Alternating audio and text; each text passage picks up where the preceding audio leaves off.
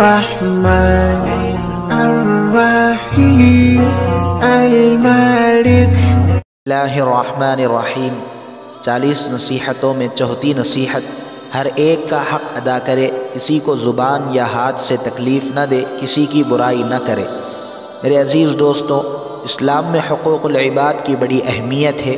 ایک اعتبار سے اس کو حقوق اللہ پر بھی فوقیت حاصل ہے، یعنی اس اعتبار سے کہ حقوق اللہ تو اللہ تعالیٰ معافی مانگنے پر بلکہ بغیر معافی مانگنے پر بھی محض اپنے لطف و کرم سے بخش دیتے ہیں، لیکن حقوق العباد میں اس کا معاملہ یہ ہے کہ جن کا حق ہے انہی سے معاف کروانے کا مطالبہ فرمایا جاتا ہے۔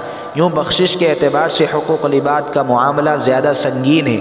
باقی حقوق اللہ کی عظمت اور ان کا احترام یقیناً اس کی شان کے مطابق اہم ہے۔ بہرحال حضرت رحمۃ اللہ علیہ یہاں فرما رہے ہیں کہ ہر ایک کا حق ادا کرے، اس میں اللہ تعالیٰ اور اس کے رسول صلی اللہ علیہ وسلم کے حقوق بھی داخل ہیں، باقی تمام اہل حقوق کے حقوق بھی شامل ہے۔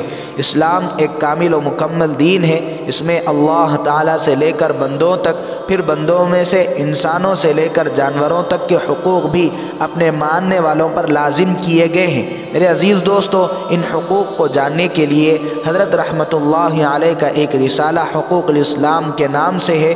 حقوق العباد کی تفصیل کے لیے اس کا مطالعہ کرنا بھی ضروری ہے، اس سے تمام لوگوں کے حقوق کا علم ہو جائے گا، پھر جب علم ہو جائے گا تو عمل کرنا بھی آسان ہوگا، یوں زندگی میں دین صحیح معنوں میں آتا چلے جائے گا۔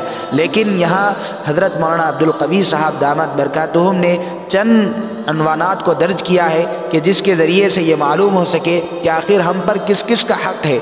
حضرت مولانا عبدالقوی صاحب دامت برکاتہم یہاں لکھے ہیں کہ اللہ تعالیٰ کے حقوق، پیغمبروں کے حقوق، صحابہ و اہل بیت کے حقوق، علماء و مشائخ کے حقوق، والدین کے زندگی میں حقوق، والدین کے انتقال کے بعد کے حقوق، دادا دادی نانا نانی کے حقوق، اولاد کے حقوق، دودھ پلانے والی انا کے حقوق، سوتیلی ماں کے حقوق، بہن بھائی کے حقوق، رشتہ داروں کے حقوق، زوجین کے حقوق، حاکم اور رعایا کے حقوق، سسرال والوں کے حقوق، پڑوسیوں کے حقوق، عام مسلمانوں کے حقوق، یتیموں اور ضعیفوں کے حقوق، مہمان کے حقوق، دوستوں کے حقوق، یہاں تک کہ غیر مسلموں کے حقوق، جانوروں کے حقوق، اپنے نفس کے حقوق وغیرہ۔ ان عنوانات ہی سے آپ اندازہ کر سکتے ہیں کہ اسلام میں حقوق کی کتنی اہمیت ہے، اور اگر آپ ان حقوق کی تفصیل معلوم کریں اور اس کے بعد مسلم سماج کی صورتحال پر ایک نظر ڈالیں تو پتہ چل جائے گا کہ کس قدر بے باکی اور آزادی سے ایک دوسرے کے حقوق تلف کیے جا رہے ہیں۔ ان حقوق کے مطالبات ہی کو لے کر آپس کی نااتفاقیاں اور ناخوشگواریاں عام ہوتی چلی جا رہی ہے۔ ہر شخص یہ چاہتا ہے کہ میں تو کسی کے حق کی پرواہ نہ کروں مگر دوسرا میرے حق ادا کرتا رہے، حالانکہ نبی کریم صلی اللہ علیہ وسلم نے جو طریقہ سکھایا ہے وہ اس کے بالکل برعکس ہے۔ آپ صلی اللہ علیہ وسلم فرماتے ہیں دوسروں کے حقوق ذمہ داری سے ادا کرو اور اپنے حقوق جو دوسروں پر ہے ان سے طلب کرنے کے بجائے اللہ تعالیٰ سے طلب کر لو۔ اس نمبر میں ایک بات یہ ارشاد فرمائی گئی ہے کہ ہر ایک کا حق ادا کرنا چاہیے، اور ظاہر ہے کہ حق ادا تب ہو سکے گا جب کہ اس کو جانا بھی جائے، بغیر جانے کیسے ادا ہوگا؟ معلوم ہوا کہ حقوق کی تفصیل کا علم بھی حاصل کرنا چاہیے۔ دوسری بات اسی نمبر میں یہ بتلا رہا ہے کہ کسی کو زبان یا ہاتھ سے تکلیف نہ دے، کیونکہ حدیث پاک میں نبی کریم صلی اللہ علیہ وسلم کا ارشاد ہے کہ المسلم من سلم المسلمون من لسانہ و یدہ، حقیقی مسلمان وہی ہے جس کی زبان اور ہاتھ کی تکلیف سے دوسرے مسلمان محفوظ رہیں۔